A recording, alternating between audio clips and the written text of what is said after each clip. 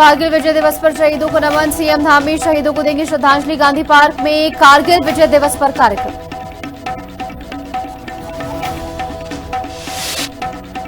Uttarakhand technical university paper leak मामले में action. CM Pushkar Singh Dhami ने लिया संज्ञान। धन सिंह रावत के साथ सीएम की मीटिंग। पूरे मामले में कार्रवाई का मांगा ब्यौरा। उत्तराखंड के पूर्व मंत्री हीरा सिंह बिष्ट का निधन। पूर्व मंत्री ने जनसेवा और सादगी की चमक बिखेरी। उत्तराखंड कांग्रेस में शोक की लहर। त्रिवेंद्र सिंह रावत का विपक्ष पर हमला। आंदोलन को लेकर त्रिवेंद्र रावत की दो टूक का बिना नेतृत्व वाले आंदोलन देश के लिए घातक। विपक्ष के अड़ियल रवैये को जिम्मेदार ठहराया।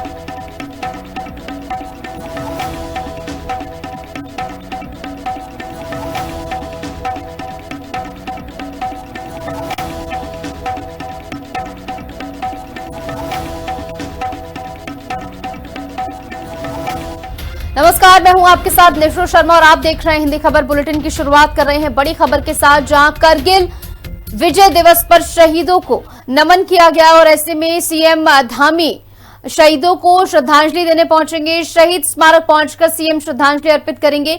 गांधी पार्क में कारगिल विजय दिवस पर कार्यक्रम आयोजित होगा, जहां पर सीएम पुष्कर सिंह धामी बतौर मुख्य अतिथि पहुंचेंगे और तमाम शहीदों को श्रद्धांजलि अर्पित करते हुए नजर आएंगे। उनके योगदान को नमन करेंगे और शौर्य को सलाम करते हुए सीएम पुष्कर सिंह धामी नजर आएंगे। कारगिल की 27वीं वर्षगांठ है और कारगिल विजय दिवस पर शौर्य को नमन करने के लिए सीएम पुष्कर सिंह धामी पहुंचेंगे और जो कार्यक्रम इसमें आयोजित होगा उसमें बतौर मुख्य अतिथि पहुंचकर शहीद स्मारक पर सीएम श्रद्धांजलि अर्पित करेंगे और वीरों के योगदान को नमन करते हुए नजर आएंगे, जिन्होंने अदम्य साहस का जो है परिचय देते हुए अपने प्राण देश के लिए न्यौछावर कर दिए और सर्वोच्च बलिदान देकर जो है देश की आन बान शान को बनाए रखा। तो कारगिल विजय दिवस, जहां आज पूरा देश वीर जवानों को नमन कर रहा है, सीएम धामी भी शहीदों को श्रद्धांजलि अर्पित करेंगे और इसी के साथ उनके जज्बे को और मातृभूमि के प्रति उनके समर्पण को आज नमन कर रहा है पूरा देश। और आज जो गांधी पार्क में आयोजन होगा कारगिल विजय दिवस का, उसमें भी बतौर मुख्य अतिथि पहुंचकर सीएम पुष्कर सिंह धामी वीर जवानों के अदम्य साहस को नमन करेंगे और इसी के साथ साथ सर्वोच्च बलिदान देने वाले शहीदों को भी जो है श्रद्धांजलि अर्पित करते हुए नजर आएंगे। तो आज का दिन बेहद महत्वपूर्ण, कारगिल विजय दिवस की 27वीं वर्षगांठ पूरा देश आज मना रहा है और समय समय पर भारत के वीर जवानों ने अदम्य साहस का प्रमाण पेश करते हुए देश की आन बान शान को बनाए रखा और हर समय जब जरूरत पड़ी तब जो है अदम्य साहस के प्रतीक के तौर पर वो सामने आए। और इसी के साथ आज जब देश कारगिल विजय दिवस की 27वीं वर्षगांठ मना रहा है, तो पूरा देश भी उसी जज्बे के साथ उन्हें नमन कर रहा है, उन्हें श्रद्धांजलि अर्पित कर रहा है। शहीद स्मारक पहुंचकर सीएम पुष्कर सिंह धामी भी श्रद्धांजलि आज अर्पित करेंगे और इसी के साथ साथ शौर्य को नमन करते नजर आएंगे। बढ़ेंगे आगे। Uttarakhand technical university paper leak मामले में एक्शन हुआ है। सीएम पुष्कर सिंह धामी ने संज्ञान लिया है। धन सिंह रावत के साथ सीएम की मीटिंग हुई है। बताया जा रहा है कि पूरे मामले में कार्रवाई का ब्यौरा मांगा गया है। क्या कुछ कार्रवाई इस पूरे मामले में की गई है, इसको लेकर पूरा ब्यौरा मांगा गया है। धन सिंह ने मामले में कार्रवाई की पूरी जानकारी दी है और इसी मद्देनजर और ज्यादा सख्ती से तमाम नियमों को लागू किया जाए ताकि आने वाले समय में कोई भी गुंजाइश जो है पेपर लीक की ना रह जाए। इस मद्देनजर तमाम तैयारियां भी करने को जो है निर्देशित किया गया है। पूरा ब्यौरा पहले सीएम पुष्कर सिंह धामी ने मांगा, जिसके बाद धन सिंह रावत ने पूरा ब्यौरा पेश किया कि क्या कुछ कार्रवाई अब तक की गई है, कौन कौन से वो लोग हैं जिन पर आरोप लगे हैं और उन पर कार्रवाई की जा रही, पूछताछ जारी। इस बारे में पूरा ब्यौरा धन सिंह रावत ने जो है सीएम के साथ साझा किया। इस बीच हमारे साथ हमारे सहयोगी दीपिका जुड़ गई ज्यादा जानकारी के साथ। तो दीपिका, पेपर लीक बिल्कुल छोटा मुद्दा नहीं, हर बार की तरह से लिया जाता था, लेकिन दिल्ली में जिस तरीके से आंदोलन हुआ उसके बाद अब इस पर कड़ी कार्रवाई तमाम अन्य प्रदेशों में भी शुरू हो गई है। हम देख रहे हैं उत्तराखंड में भी हुई है। फिलहाल सीएम पुष्कर सिंह धामी ने क्या कुछ ब्यौरे में पाया, क्या कुछ आगे तैयारी की जा रही पेपर लीक ना हो इस मद्देनजर? जी बिल्कुल, देखिए बीते दिनों जो है प्रेमनगर स्थित UTU यानी कि उत्तराखंड तकनीकी विश्वविद्यालय जो है वहाँ पर एक सेमेस्टर का पेपर लीक किया गया था, जो कि वहाँ के जो सहायक प्रोफेसर हैं उन्होंने ही लीक किया था। ये पेपर जो है वही बना था और उन्होंने व्हाट्सएप के माध्यम से कुछ लोगों को ये पेपर भेजा था, जिसके बाद हंगामा मच गया और इसके बाद उन्हें गिरफ्तार भी किया गया। उन्हें पद से हटाते हुए उनको इनकी गिरफ्तारी 24 घंटे के अंदर हुई है। वहीं कांग्रेस ने इस मामले को जो है लपक लिया था। जिस तरीके से जंतर मंतर में जो माहौल शिक्षा मंत्री धर्मेंद्र प्रधान के खिलाफ हुआ, वैसा ही कल कांग्रेस ने जो है उत्तराखंड तकनीकी विश्वविद्यालय के बाहर धरना प्रदर्शन किया, जोरदार विरोध किया और धन सिंह रावत का इस्तीफा मांगा। वहीं इसके बाद देर शाम ये जानकारी मिली है कि धन सिंह रावत ने मुख्यमंत्री पुष्कर सिंह धामी से इसमें बारे में मुलाकात की है और मुख्यमंत्री ने पूरा ब्यौरा मांगा है कि आखिरकार इस मामले में अब तक क्या कार्रवाई हुई है, किन किन पर कार्रवाई हुई है और अभी कितने लोग इसके घेरे में है, यानी कि विश्वविद्यालय के अंदर क्या कितने लोग इसमें शामिल रहे हैं, क्या सिर्फ सहायक प्रोफेसर ही इसमें शामिल था या अन्य लोग हैं। तो पूरा ब्यूरो जो है मुख्यमंत्री ने मांगा है और साफ तौर पर धन सिंह रावत ने यह कहा है कि आने वाले दिनों में बड़ी कार्रवाई की जाएगी, विपक्ष लेकिन इस पे राजनीति ना करे। ठीक है दीपिका, बनी रही हमारे साथ, आगे भी तमाम जानकारी के लिए आपको रुक करेंगे। इस बीच एक बेहद ही दुखद खबर सामने आ रही है। उत्तराखंड के पूर्व मंत्री हीरा सिंह बिष्ट का निधन हो गया है।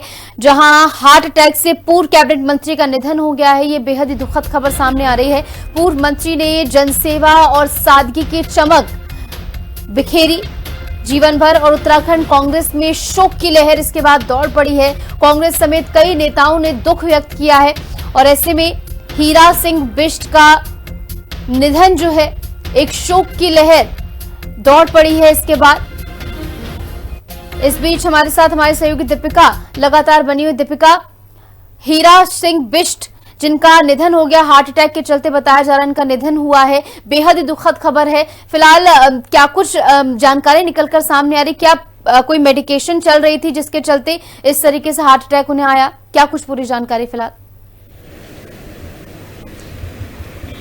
जी बिल्कुल, देखिए दुखद खबर है ना सिर्फ उत्तराखंड कांग्रेस के लिए बल्कि पूरे प्रदेश के लिए एक दुखद खबर है, क्योंकि पूर्व कैबिनेट मंत्री हीरा सिंह बिष्ट जो है ना सिर्फ उत्तराखंड की स्थापना के बाद से बल्कि उससे पहले जब उत्तर प्रदेश हमारे साथ था तभी से राजनीति में सक्रिय थे और लगातार कांग्रेस पार्टी के लिए वो काम कर रहे थे और हर रैली हर प्रदर्शन में उन्होंने बढ़ चढ़कर हिस्सा लिया है, कांग्रेस को कहीं ना कहीं आगे लाने का काम किया है। तो इस खबर से कहीं ना कहीं पूरे प्रदेश में कांग्रेस में शौक की लहर है। तमाम कांग्रेस के वरिष्ठ नेताओं ने इस पर दुख जताया है, क्योंकि उन्होंने बड़ी सादगी से जीवन जिया लेकिन राजनीति में हमेशा सक्रिय रहे। कांग्रेस को उन्होंने जो बढ़ चढ़कर आगे लाया और ऐसे में उनका जाना कांग्रेस के लिए बहुत बड़ी क्षति है। वहीं अगर बात करें निधन की बीमारी की तो कहा यह जा रहा है कि काफी समय से वो बीमार चल रहे थे और अचानक उन्हें आज सुबह जो है वो हार्ट अटैक आया और जिसके कारण उनका निधन हो गया है। जो मेडिकल जो डॉक्टर्स हैं उनकी जानकारी जो उन्होंने दी है वो यही दी है कि उनका हार्ट अटैक से निधन हुआ है और काफी लंबे समय से वो बीमार चल रहे थे, काफी दिनों से वो दिख भी नहीं रहे थे, क्योंकि अभी हमने देखा जिस तरीके से नकल विरोधी कानून के तहत जो कार्रवाई हुई है और उससे पहले जंतर मंतर में जो भी हंगामा हुआ है वो कहीं रैली में नजर नहीं आए, कहीं धरना प्रदर्शन में नजर नहीं आए। कांग्रेस ने इतनी रैलियां की, विरोध जताया सत्ता पक्ष का, लेकिन कहीं वो नजर नहीं आए। तो ऐसे में खबर ये पहले ही मिल गई थी कि वो बीमार चल रहे हैं और ऐसे में आज उनका निधन हो गया है। तो कहीं ना कहीं पूरे कांग्रेस में शोक की लहर है और आज उनको श्रद्धांजलि दी जाएगी और उनका अंतिम संस्कार आज होगा। बिल्कुल, शोक की लहर दौड़ना लाजमी है। ऐसे में जैसे कि आपने बताया उनका जो है इलाज चल रहा था, उनको कई सारी जो है अंडर मेडिकेशन रखा गया था। ऐसे में 3 बार के विधायक रह चुके हैं अगर इनके राजनीतिक सफर की बात करें। ऐसे में क्या कुछ उनके जनसेवा को लेकर मुख्य कार्य रहे जिनको जनता जो है हमेशा याद रखेगी? जी बिल्कुल, देखिए वो एक बेहतर मंत्री विधायक के रूप में उभरे हैं। चाहे उन्होंने जहां से भी चुनाव लड़ा हो वहां की जनता को उन्होंने चाहे कोई भी समस्या हो, चाहे क्योंकि खासतौर पर पहाड़ों की अगर हम बात करें तो सड़कों की समस्या हो, बिजली पानी की समस्या, उन्होंने उसको सुना और उसको समस्या का निदान भी किया। हमने देखा पिछले साल की बात है जब ईडी का छापा यहाँ पड़ा था और कई ऐसे भाजपा के नेता इसमें शामिल पाए गए थे उनके नाम, तो उन्होंने बढ़ चढ़कर जो इसमें रैली में प्रदर्शन किया था और कहीं ना कहीं उन लोगों को जो भ्रष्टाचारी है उनको सलाखों के पीछे भेजने में एक उन्होंने अहम भूमिका कांग्रेस की तरफ से निभाई थी। अगर हम बात करें उनके कैबिनेट मंत्री रहते हुए कि तो उन्होंने प्रदेश भर में कई ऐसे बड़े काम किए हैं, चाहे हम सड़कों की बात करें, बिजली पानी की बात करें, हम गैरसैंण के मुद्दे की बात करें तो उन्होंने इसमें भी बड़ा बढ़ चढ़ के हिस्सा लिया। उनका साफ तौर पर कहना था कि गैरसैंण को स्थायी राजधानी जो है उत्तराखंड की बनाना चाहिए सरकार को, इसमें भी उन्होंने अहम भूमिका निभाई। जब आंदोलन हुआ उसमें भी उन्होंने अहम भूमिका जो निभाई है। राज्य स्थापना से पहले और बाद में दोनों ही जो उनका कार्यकाल रहा है वो बेहतर रहा है और उन्होंने बेहतर कार्य जो है वो किए हैं, चाहे वो पार्टी के लिए हो चाहे वो जनता के लिए हो। तो आज चाहे सत्ता पक्ष के नेता हो चाहे कांग्रेस के, दोनों ही उनको श्रद्धांजलि अर्पित कर रहे हैं, क्योंकि वो सादगी से जीवन जीते थे और एक कड़क हम कह सकते हैं नेता कहलाते थे। वो अपनी बात को बेबाकी से रखते थे कि सत्ता पक्ष के नेता जो है उनसे कहीं ना कहीं डरते भी थे। बिल्कुल, और आज उनके राजनीति में योगदान को याद किया जा रहा है। फिलहाल बहुत बहुत शुक्रिया दीपिका, आप जुड़ी तमाम जानकारी आपने साझा की। इस बीच रुकने छोटे से ब्रेक के लिए, ब्रेक के बाद एक बार फिर से खबरों के साथ हाजिर। स्वागत है आपका। ब्रेक के बाद चलिए एक बार फिर से रुक करेंगे तमाम खबरों का। हरिद्वार के सांसद और उत्तराखंड के पूर्व मुख्यमंत्री त्रिवेंद्र सिंह रावत आज हरिद्वार पहुंचे। इस दौरान पत्रकारों से बातचीत करते हुए उन्होंने देश के वर्तमान राजनीतिक माहौल, संसद के मानसून सत्र में मचे हंगामे और हाल ही में हुए आंदोलनों पर अपनी राय रखी। सांसद त्रिवेंद्र सिंह रावत ने बिना नेतृत्व वाले आंदोलनों को देश और समाज के लिए बेहद घातक बताया। इसके साथ ही संसद का सत्र न चलने देने के लिए विपक्ष के अड़ियल रवैये को जिम्मेदार ठहराया। उन्होंने साफ तौर पर कहा कि जिस आंदोलन में कोई स्पष्ट नेतृत्व या मार्गदर्शन नहीं होता वह किसी भी सकारात्मक निर्णय तक नहीं पहुंच पाता। देखिए, वो सही नहीं है, ये सही नहीं है, क्योंकि एक स्वतंत्र बॉडी है जो एग्जामिनेशन करती है। उसके चेयरमैन को हटा दिया, सेक्रेटरी को हटा दिया, तमाम कई कर्मचारी उसके उनके रडार पर हैं, तो तमाम चीजें हैं।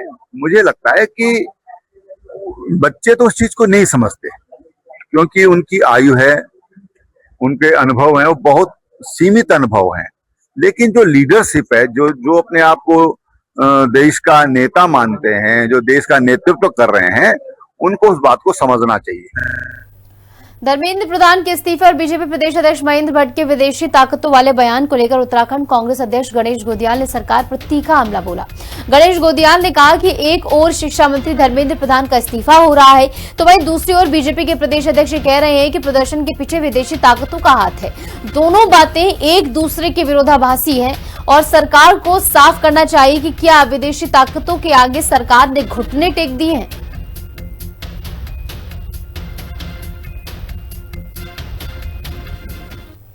एक तरफ धर्मेंद्र प्रधान जी का इस्तीफा हो रहा है, दूसरी तरफ बीजेपी के प्रवक्ता कह रहा है कि बीजेपी के अध्यक्ष कह रहे हैं कि विदेशी ताकतों, तो इसका मतलब कि इस देश की सरकार पंगु हो गई है जो विदेशी ताकतों के दबाव में अपने शिक्षा मंत्री का इस्तीफा ले रही है।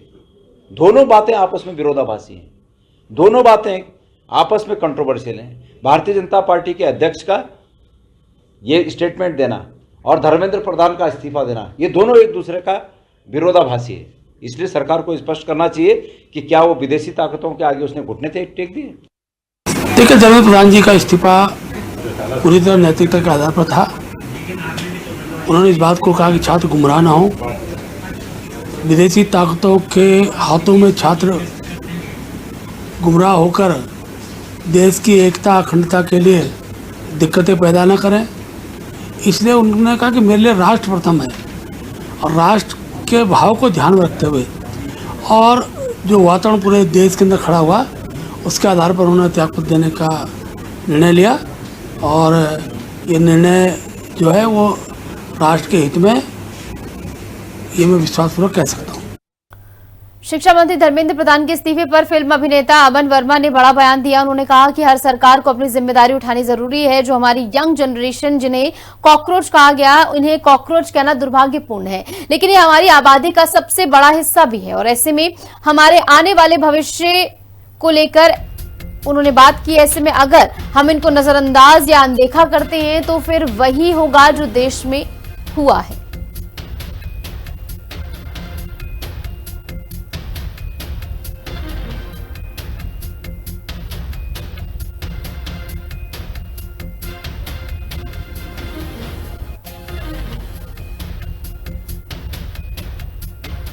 तो अमन वर्मा की ओर से कहा गया कि युवाओं को कॉकरोच कहना दुर्भाग्यपूर्ण है, युवाओं का अपमान देश के भविष्य का अपमान है, ये उनकी ओर से कहा गया। धर्मेंद्र प्रधान के इस्तीफे पर अमन वर्मा का यह बयान सामने आया। हालांकि चीफ जस्टिस ऑफ इंडिया की ओर से कॉकरोच कहे जाने के बाद जो है ये पार्टी का गठन होता है।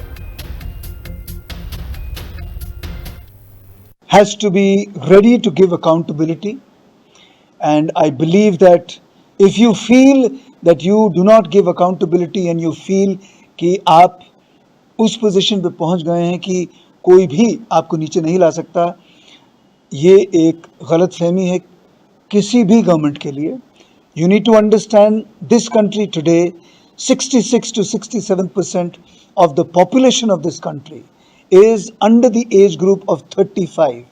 35 से नीचे हमारे जो हमारे आई एम सरप्राइज कि ऐसा वर्ड इस्तेमाल किया गया। हमारे ये जो कॉकरोचेस हैं, जो हमारे जो मेन चीफ जस्टिस ने बोला था, ये जितने भी हमारे कॉकरोचेस हैं वो सारे के सारे 35 साल की एज से कम हैं। This is the young generation, you have to respect them. Dharmendra Pradhan के इस्तीफे को लेकर दिए गए बयान के बीजेपी प्रदेश अध्यक्ष महेंद्र भट्ट एक बार फिर विवादों में आ गए। एक वायरल वीडियो में महेंद्र भट्ट युवाओं के लिए आपत्तिजनक शब्द का इस्तेमाल करते दिखाई दिए। विवाद बढ़ने के बाद महेंद्र भट्ट ने एक और वीडियो जारी कर अपनी सफाई पेश की और अपनी प्रतिक्रिया रखी। वहीं दूसरी ओर बेरोजगार संघ ने इस मामले पर कड़ा रुख अपनाया है। संघ के अध्यक्ष राम कंडवाल ने महेंद्र भट्ट को 24 घंटे का अल्टीमेटम देते हुए कहा कि उन्होंने उन लाखों युवाओं का अपमान किया है जो दिन रात मेहनत कर प्रतियोगी परीक्षाओं की तैयारी कर रहे हैं। साथियों, महेंद्र भट्ट ने आज पूरे देश के युवाओं को साला बोला है। यह वीडियो आपने सुना होगा कि कैसे जो है महेंद्र भट्ट इतने अमर्यादित भाषा का इस्तेमाल कर रहे हैं, वो भी उन युवाओं के लिए जो युवा लगातार अपनी कोचिंगों में, लाइब्रेरी में लगातार पढ़ रहा है, जो सड़कों पर उतरकर संघर्ष कर रहा है, उनके लिए आप साला बोलोगे। ये कहीं ना कहीं साथियों महेंद्र भट्ट की शिक्षा की ओर भी इशारा कर रहा है कि अगर महेंद्र भट्ट शिक्षित होते तो युवाओं को वो साला नहीं कहते। और यही वो महेंद्र भट्ट है जिन्होंने जो है जब उत्तराखंड में प्रदेश के युवा पेपर लीक का विरोध कर रहे थे तो उस समय इन्हीं महेंद्र भट्ट ने युवाओं को नक्सली कहा था, माओवादी कहा था। और इससे पहले यही महेंद्र भट्ट जो है बेरोजगारों को आतंकवादी भी कह चुके हैं। तो ऐसे महेंद्र भट्ट के लिए हम साफ चेतावनी देना चाहते हैं कि अगले 24 घंटे के भीतर आप माफी मांगिए, और अगर युवाओं से माफी नहीं मांगी तो 48 घंटे के भीतर जो है इस प्रदेश में बड़ा माहौल आपके खिलाफ जो है तैयार किया जाएगा, शुरू किया जाएगा। और इसी के साथ हमारे इस खास बुलेटिन में इतना ही। आप देखते रहिए हिंदी खबर।